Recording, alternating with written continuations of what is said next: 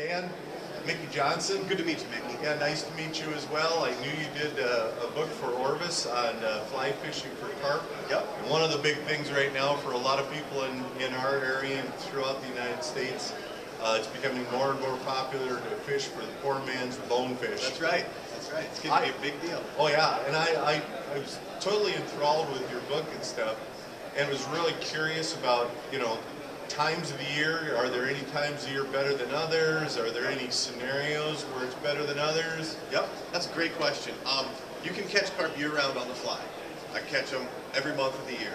I live in South Dakota, so it's real cold in the winter. But the best time of year is more a product of water clarity and flow than it is specific time of year. So the carp will feed year-round. But for me, the best time of year tends to be fall because the water gets lowest and clearest, and this is 100% sight fishing. You're going to have to identify that fish to catch him most of the time. So the more water clarity you get, the better. So when it comes to time of year, you just need to think about when there's no algae bloom in the lake, for example, or the river's running low and clear, or wherever you're fishing. That's how I usually do that. And what are you using in terms of, are you using specific flies? Is there one or two or three patterns, or are there many? That's a good question. So my book is the Orvis Beginner's Guide to Carp Flies. And the way it's broken out is by what we call forage. So carp are, as a species, are generalists. They can eat anything. But local populations will specialize on whatever's most abundant in that water. So you got to get really good at identifying what is the main forage item in that water, and then pick flies that matches. It's kind of a matching the hatch game.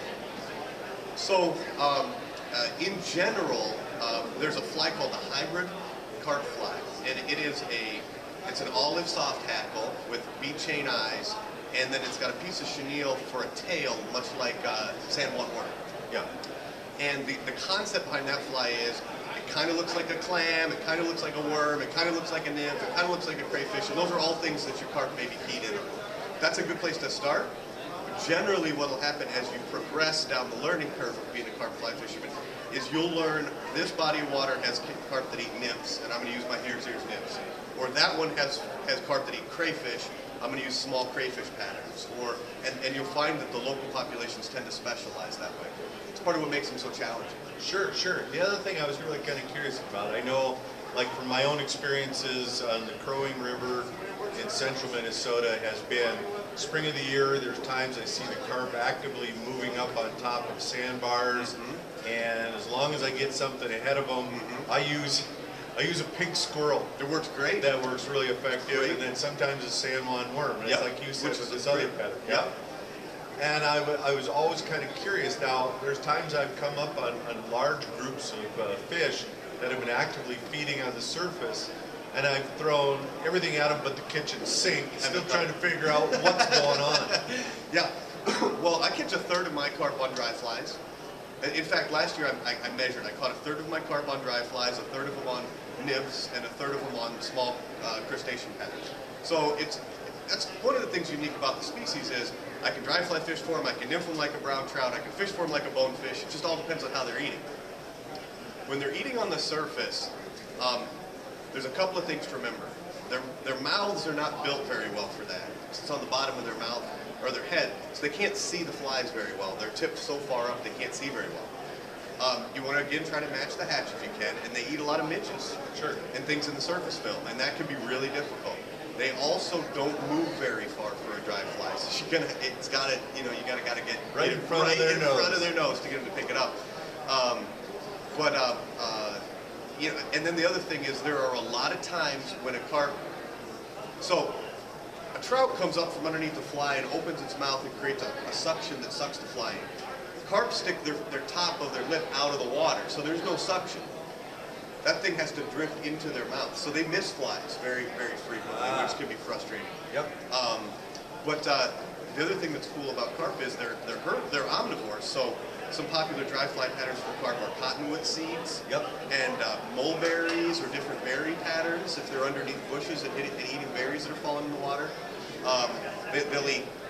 they'll pick up big pieces of moss floating on the surface sometimes. So again, you do need to try to match the hatch, and then if you can't identify what's on the water and they're still eating on the surface, personally, I put on a small parachute Adams. I try to get profile as low as I can, get it in the film, and hope that they're eating midge or clusters of midges.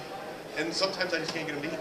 Yeah, well, I know down in southeastern Minnesota, down by Rochester on the Zumbro and some of the rivers down there, I've actually used a dry fly and a dropper. Yeah. And there's times I've used a white wolf as my dry, and then used basically what looks like a small chartreuse-colored spawn sack. Yeah. You know, and it's kind of like the theory is, they may take one, they may take the other, That's right. They may snub you and just go away. And just move away. Yep, that's exactly right. Yeah, it's always good to give them some options. In fact, one of my best friends, and probably one of the best carp fishermen in the U.S., is a guy named John Bartlett. He lives in Portland, John Montana. He goes by online, and his carp are tailing in the Columbia River. Yeah. And they eat a lot of clams and mussels. And he, even though he's fishing to tailing fish, he fishes a 2-fly rig.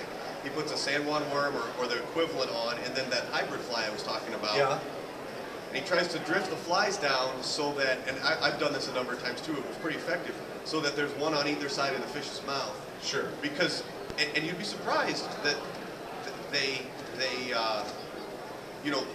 you never know which one they're going to eat. Yep. So yeah, the more options you can give him, the better. But he's probably the only person I've ever met who's fished for tailing fish with 2 flies, but it works really well for him. Sure. Casts it beyond the fish.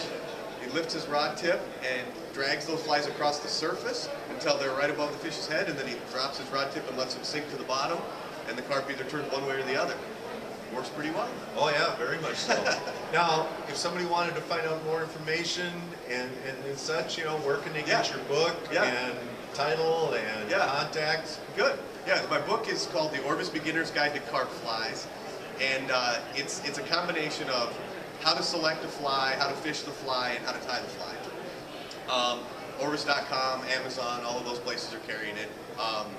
And then, for me personally, I've got a Facebook page as under Dan Frasier, and an Instagram page under Dan Frasier, and that's probably the best ways to get in touch with me. Feel free to send me messages or whatever. I like to interact with people. I like to try to help. Sure. And then I write for a number of magazines. I write for Kinky Gasoline and blogs and stuff. So if you search online, you can find some content out there that I put out on carp. Okay, well, I appreciate your time, and I hope that I can maybe drag you my way at some point to see if we can catch some of those big carp that are on Mille Lacs Lake. I would love to do that. All right, thank you very much. Thank you.